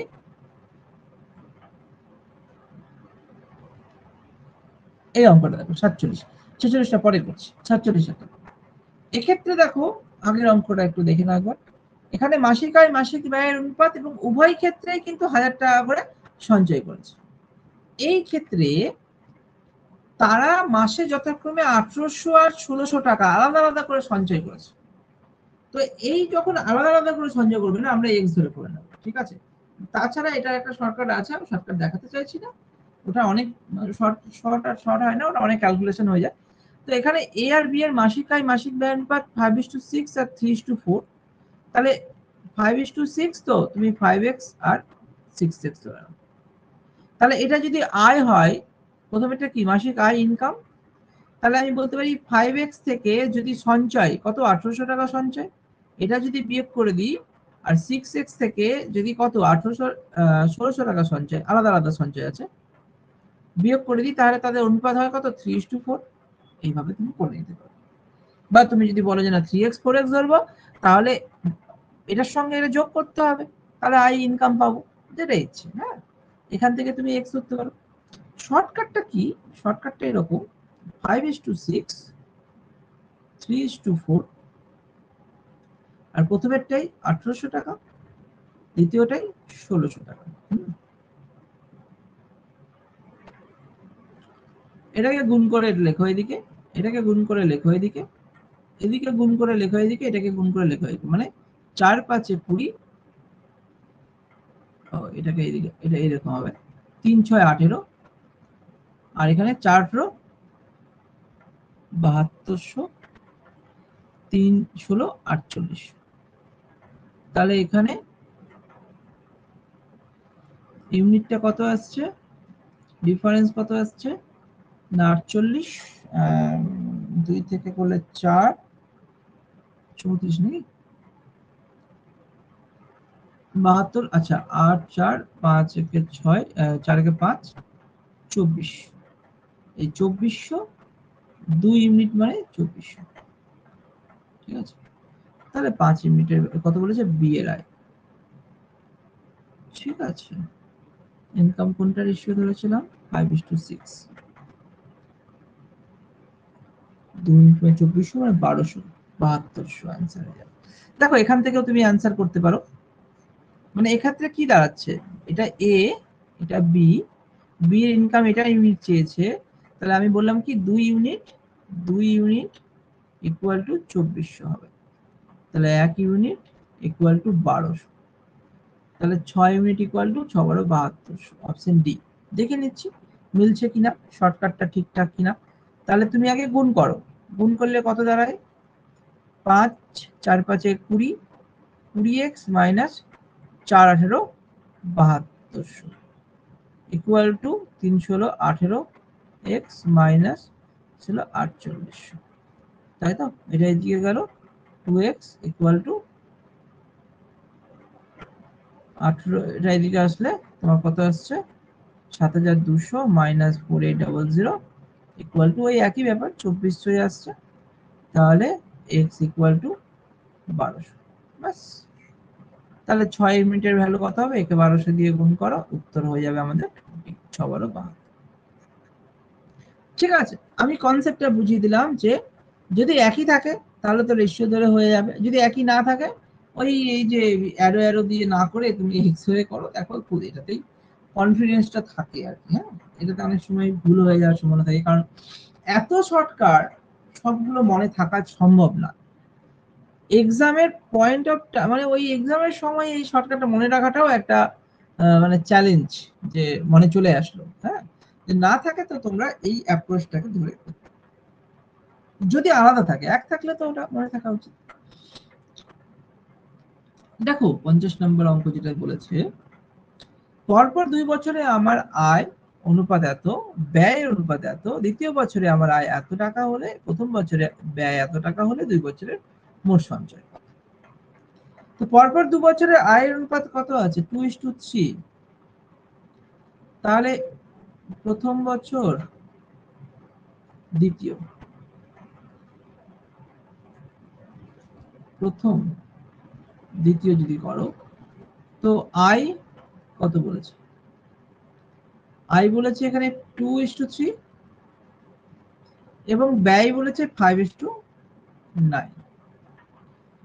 তাহলে দেখো এখানে পার্টে পার্টে আমাকে এখানে বলেছে যে দ্বিতীয় বছরে আমার আয়, তারা দ্বিতীয় বছর মানে এটা, তার বছরে আয় মানে হচ্ছে 4,5,000। তাহলে 3 কে 15 দিয়ে গুণ হচ্ছে, তাই তো? 3 ইউনিট মানে 45,000 যদি হয়, তাহলে 2 ইউনিট মানে কত হবে? 30,000, তাই তো? 30,000, এটা 45,000 আছে। আবার বলেছে প্রথম বছরে ব্যয় 25,000। প্রথম বছরে যদি ব্যয় 25,000, তাহলে 5 ইউনিট মানে যদি 25,000 হয়, কত দিয়ে? 5,000 দিয়ে গুণ হচ্ছে, তাহলে 5 নং 45,000, তাই না? এটাকে 5 দিয়ে গুণ করছি, 5,000 দিয়ে, তাহলে এটাকে ওইভাবে পেয়ে গেলাম ব্যয়। প্লাস বলেছে কি 2 বছরে আমার মোট সঞ্চয় কত। এখানে মোট সঞ্চয় কত, এখানে মোট সঞ্চয় কত। আয় থেকে ব্যয় বাদ দিলাম, সঞ্চয় নেই। এখানে 30,000 থেকে 25,000 বাদ দিলাম, 5,000 সঞ্চয়। তাহলে আমার টোটাল 5,000 সঞ্চয়। 2 বছরে মোট জিজ্ঞেস করেছে, ঠিক আছে? এখানে ভ্যালুগুলো বসাতে হবে কোশ্চেনটাকে কনফিউজ করে দেওয়ার জন্য, যে কার সঙ্গে কার ইউনিট বসাবো, তো তোমাকে ভ্যালুগুলো পুট করে করে সেটাকে করতে হবে। এই জিনিসটা 36 সেকেন্ডে করাটাও কিন্তু একটা চ্যালেঞ্জ। যদি প্র্যাকটিস না থাকে, সবসময় মাথায় রাখবে অঙ্কটাকে আমাদের ফুড এসআই যেরকম 1.5 ঘন্টা সময় আছে, এক্সাম ওরিয়েন্টেড, তার মানে মাথায় রাখতে হবে ফুড এসআই কোশ্চেন কিন্তু যথেষ্ট টাফ, কারণ 1.5 ঘন্টা। আবার পিএসসির পরীক্ষাগুলো স্ট্যান্ডার্ড হয়, খুব টাফও না, খুব সহজও না, ঠিক আছে? পিএসসি এক্সাম, কারণ এবার ফুড এসআই কিন্তু টাফ হওয়ার সম্ভাবনা বেশি, ঠিক আছে? আচ্ছা, হয়ে গেছে, এটা তোমরা পারবে।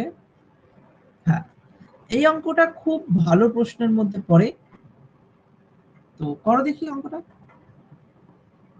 কোশ্চেনটা চেষ্টা করো, চেষ্টা করো, 1-2 মিনিট টাইম নাও, চেষ্টা করো।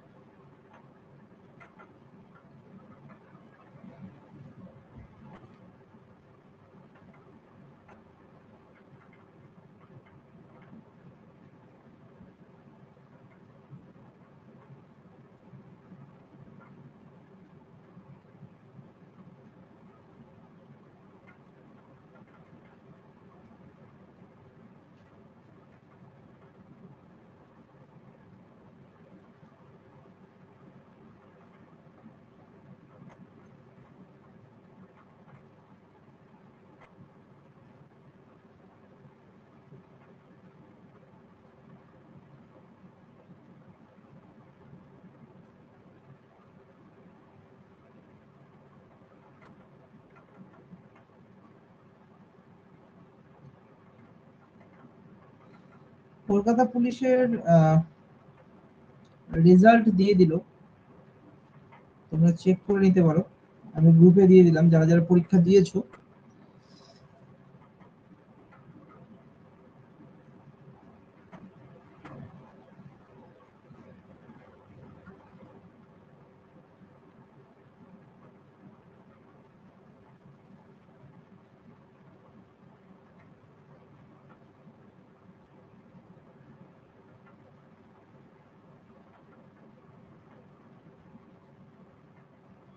করো অঙ্কটা করো, ভালো প্রশ্ন আছে।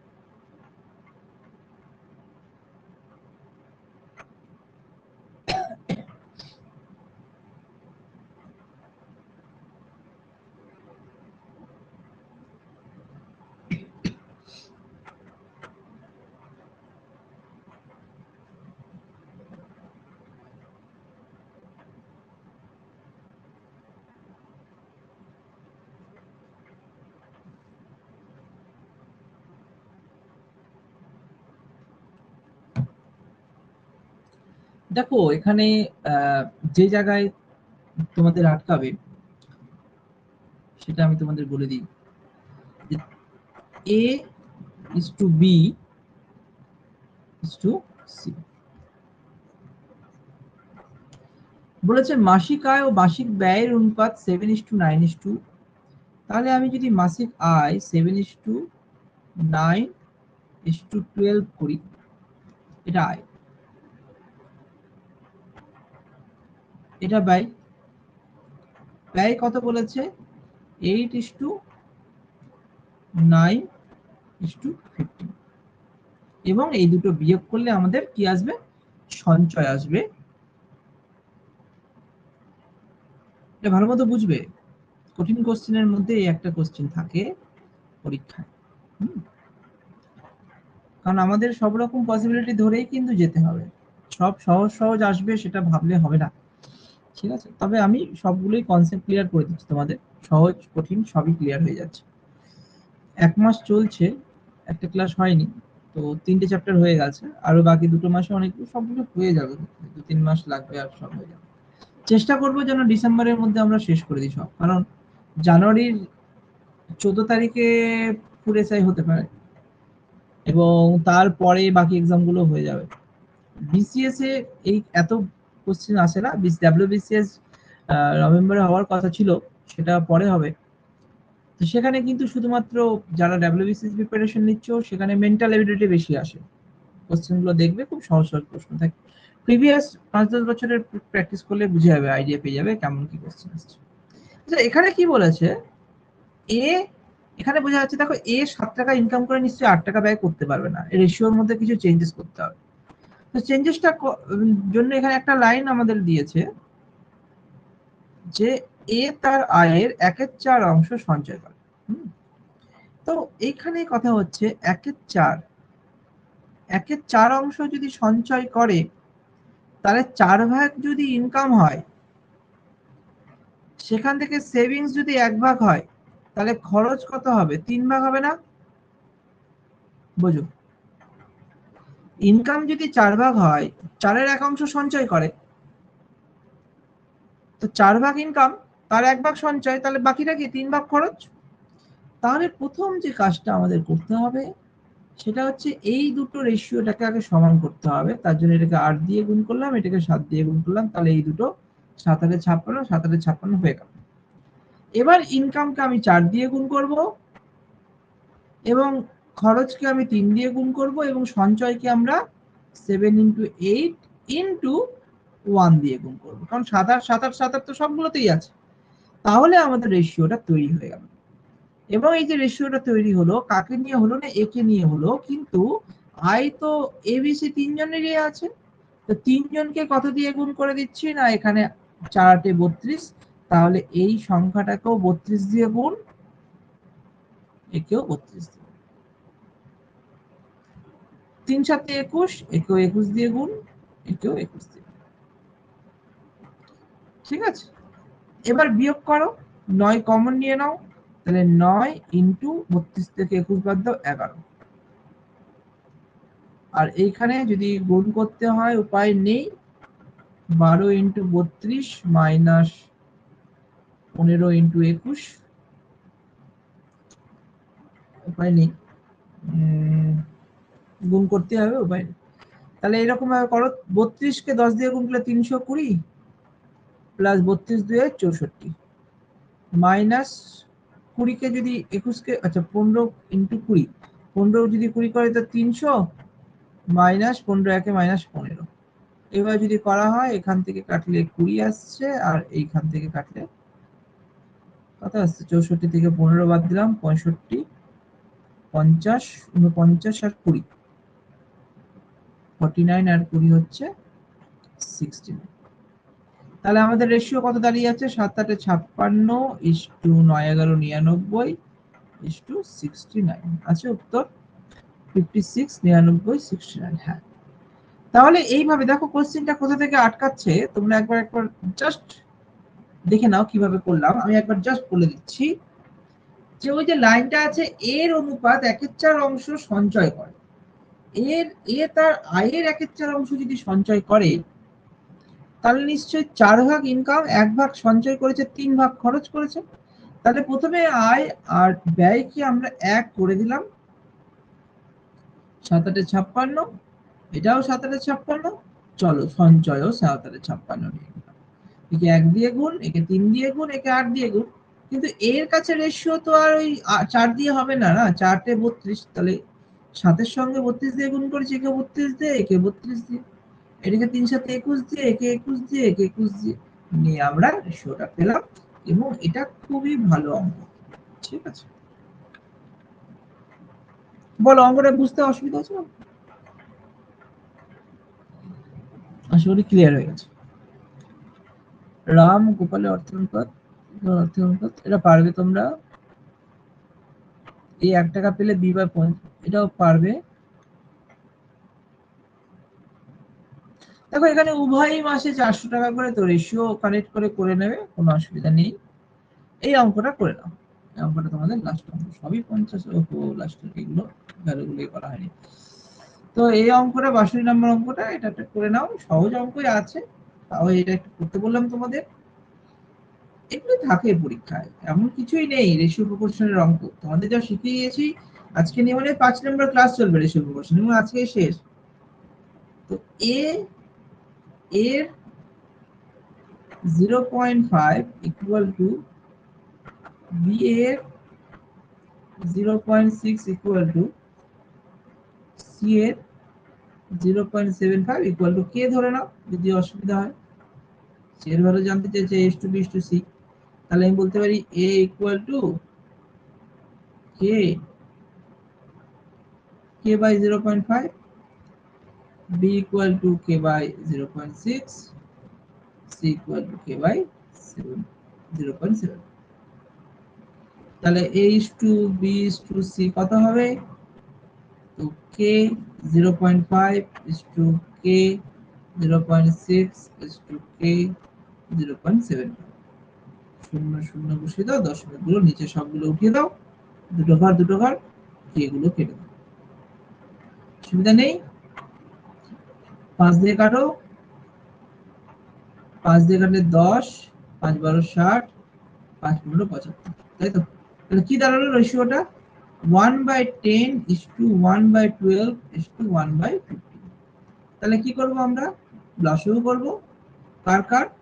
না এই তিনটে সংখ্যা 10 12 15, ঠিক আছে? লসাগু করলে কত আসছে? 10 12 15 মানে 60 যাবে। তাহলে ইনটু 60 ইনটু 60 ইনটু 60, 4 5 12 6। তাহলে রেশিও কত আসলো? 6:5:4, ঠিক আছে? তাহলে আমার বলেছে যে সি এর ভ্যালু কত, এটা যোগফল কত আসছে, না যোগফল আসছে 15 ইউনিট, আর 15 ইউনিটের ভ্যালু আসছে 2610। কত দিয়ে যাচ্ছে না 15 একে 15, থাকলো 110, 6 15 90, 7 15 105, থাকলো 50। যাচ্ছে নাকি দশমিকে যাচ্ছে?